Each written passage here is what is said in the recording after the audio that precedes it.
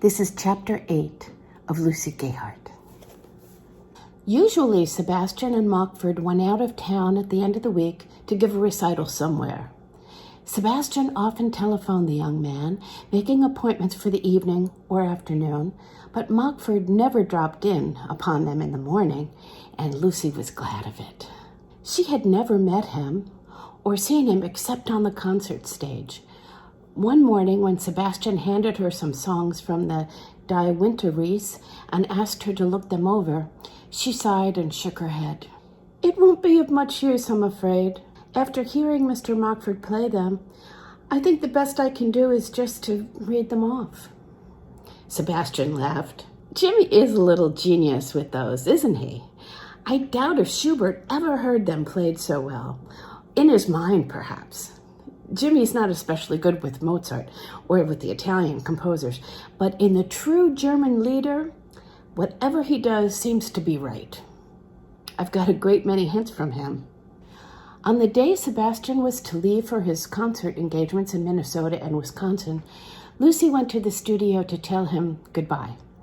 It was Mockford who opened the door for her and asked her to come in. She drew back and would have run away if she could. "No, come in, Miss Gayheart. It is Miss Gayheart, isn't it? Clement has gone down to Alston's studio for a moment. Please allow me."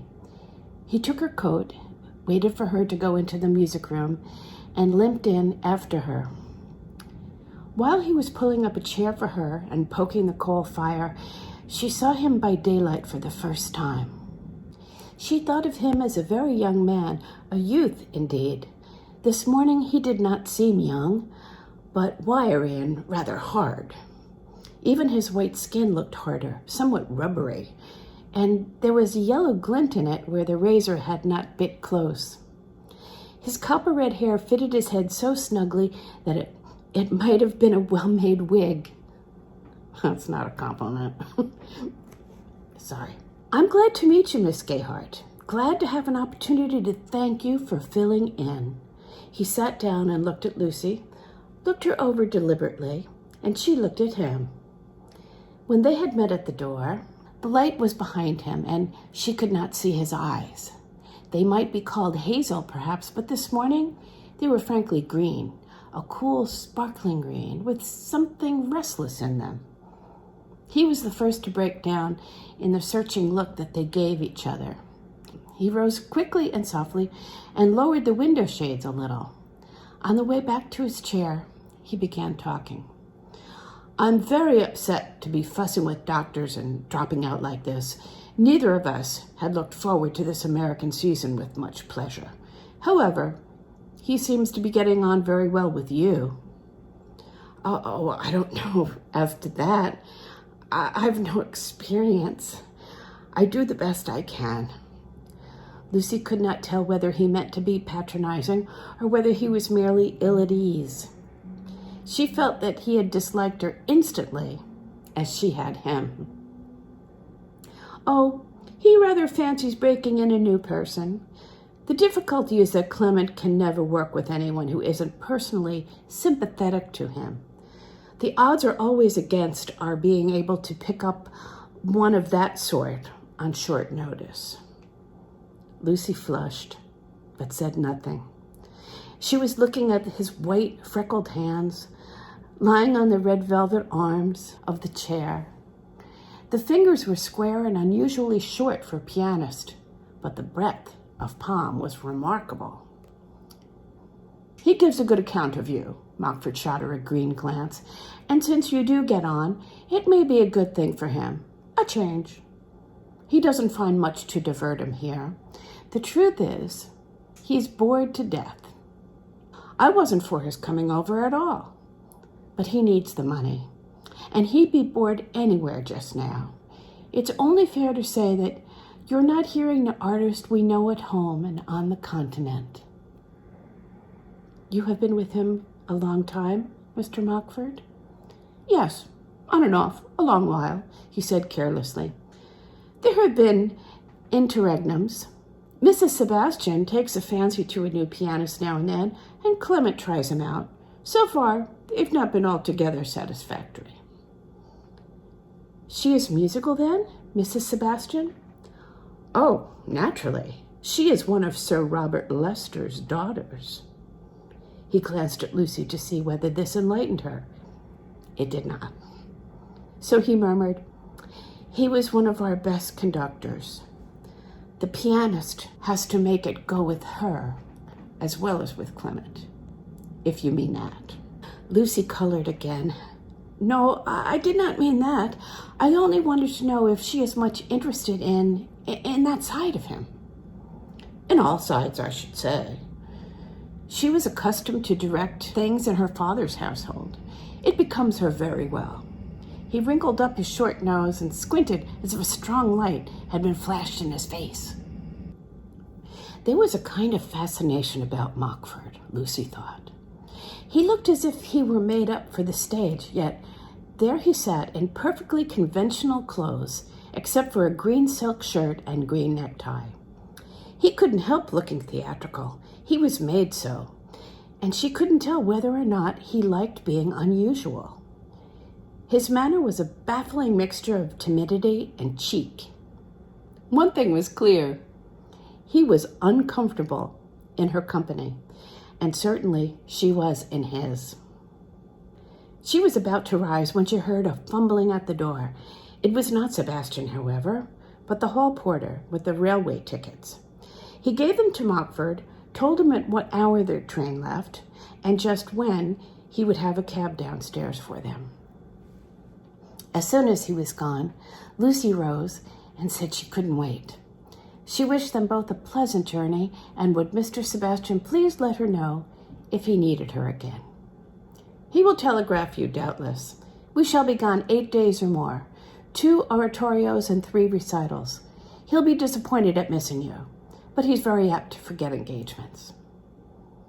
Lucy went down in the elevator, wondering whether she would ever go up in it again.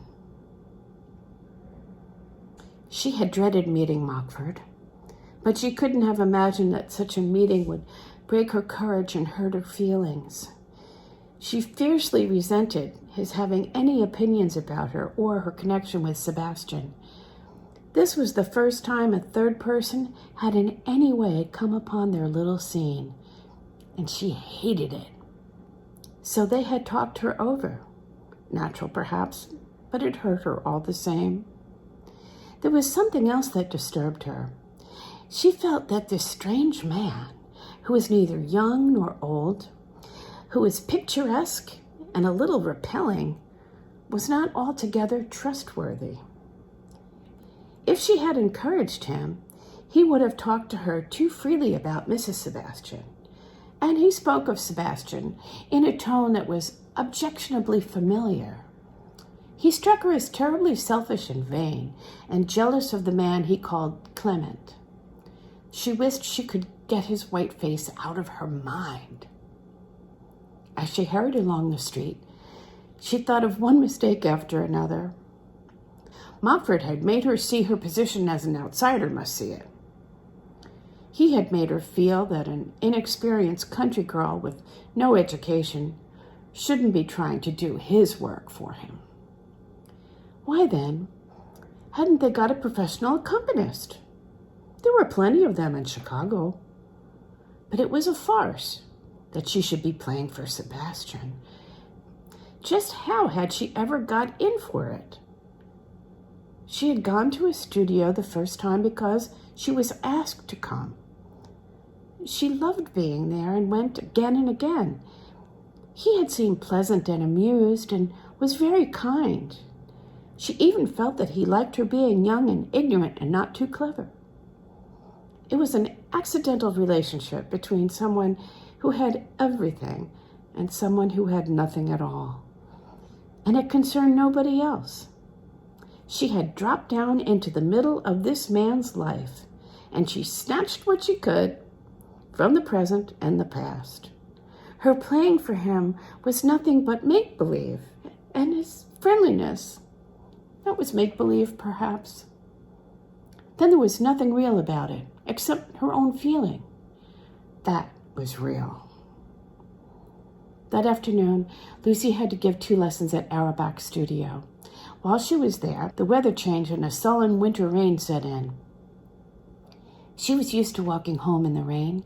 She left the studio and set off in the right direction. But after a while, she found herself facing east instead of west. And very soon, she was on the far side of Michigan Avenue. She walked up and down opposite the Arts Building, watching the lights in Sebastian's windows.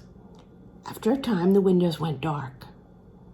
She saw the hall porter carry out a steamer trunk on his shoulder and strap it on the back of a cab. Sebastian and Montford followed him and stood talking under the awning while the bags were brought down. Then Sebastian tipped the porter and the bag boy, shepherded the lame man into the cab, got in after him, and drove away. Lucy felt discouraged and alone in the world. She went slowly across the town, getting a kind of comfort out of the crowded streets and the people who rushed by and bumped into her, hurrying away from the rain. In the city, you had plenty of room to be lonely. No one noticed, she reflected. And if you were burning yourself up, so was everyone else. You weren't smoldering alone on the edge of the prairie. She thought she had never before seen so many sad and discouraged people. Tramps, wet as the horses, stood in the empty doorway for shelter. She passed an old man steaming himself in the vapor that rose from an iron grating in the sidewalk. Usually, Lucy went through these streets with her mind racing ahead of her, like a little boy following a balloon, not minding the cold for herself or for anyone else. But tonight, all these people seemed like companions, and she felt a kind of humble affection for them. End of chapter 8. Chapter 9 of Lucy Gayheart. Sebastian had been away 9 days, and Lucy began to wonder whether he would ever need her again. He had sent her a check without any word and a note written to Auerbach. It was much too large and made her feel as if she were being paid off. She hadn't cashed it. It lay in her top bureau drawer. She had been very busy, had managed to get in 4 lessons with Auerbach, besides giving the usual time to her pupils, and she had practiced resolutely, but her heart was not in it. Probably he had found a pianist who suited him better, or perhaps James Montford felt well enough to take up his work again. That day at the studio, when Montford was standing behind her, holding her coat, she had happened to glance at the mirror over the table and caught a strange smile flickering across his face, as if he had a safeguard up his sleeve. On the 10th morning of Sebastian's absence, Lucy awoke late because the room was dark. It was storming outside, and there was a snowdrift on her floor beneath the open window. She put on her dressing gown, swept up the snow with a whisk broom and a newspaper, turned on the heat, and got back into bed to wait until the room was warm. As she lay there thinking of nothing in particular, she was startled by a knock on her door, and a boy's voice called, "Western Union." When the rubber-caped boy was gone, Lucy stood looking at the yellow envelope before she tore it open. She felt sure that it was from Sebastian, and it happened to be the first telegram she had ever received in her life. Her first telegram. "Hope you can be at the studio Thursday morning, usual hour. Greetings, Sebastian." Thursday. That's tomorrow. Lucy stuck the telegram in her mirror and hurriedly began to dress. She was thinking that years from now, when she would probably be teaching piano to the neighbors' children in Haverford, nothing would recall this part of her life so vividly or make it seem so real as that slip of paper. When she went down to the bakery, Mrs. Schneff greeted her with a broad smile. "You eat a good breakfast today, I expect. The telegraph boy come in here to inquire, but I see you ain't got no bad news anyway." "No," Lucy told her. "It was something pleasant." "That's good. Now you eat a good breakfast. I don't like to see you get worried like." She wiped off a table with her apron and spread a clean napkin over it. A little later, Lucy put on her high overshoes and hurried to the bank to cash her check. Then she went to the department store and bought a new dress for the studio, a pretty one, with a silk blouse and embroidered jacket. As she walked home, carrying her parcels with her, she stopped at a flower shop and got a bunch of violets. She spent the afternoon putting her clothes and bureau drawers in order. At 4 o'clock, she went over to Auerbach's studio to give a lesson. When she came back, her room was almost dark, and the air was fresh from the window she had left a little open and full of the smell of violets. Like spring it was, to one coming in out of the wintry streets. She sat down in the dusk before the gray square of window glass to rest. Yesterday, she had been like someone waiting in a doctor's office. It was not living. It was time passing. There was a strange heaviness under whatever she did, as if she had swallowed lead. Today, everything was soft, tranquil. There was a kindness in the air one breathed. Everyone in the shops had seemed kind. Life ought always to be like this. Presently, when even the square window was dark, she lit the gas and sat down at the piano, beginning to play over some songs from Die Schöne Müllerin, which Sebastian had been practicing before he left. She was thinking that he must be already on his way home, settled in his stateroom, and rushing through the great snowy country up there, full of forests and lakes, she had heard tell. That's the end of chapter 9.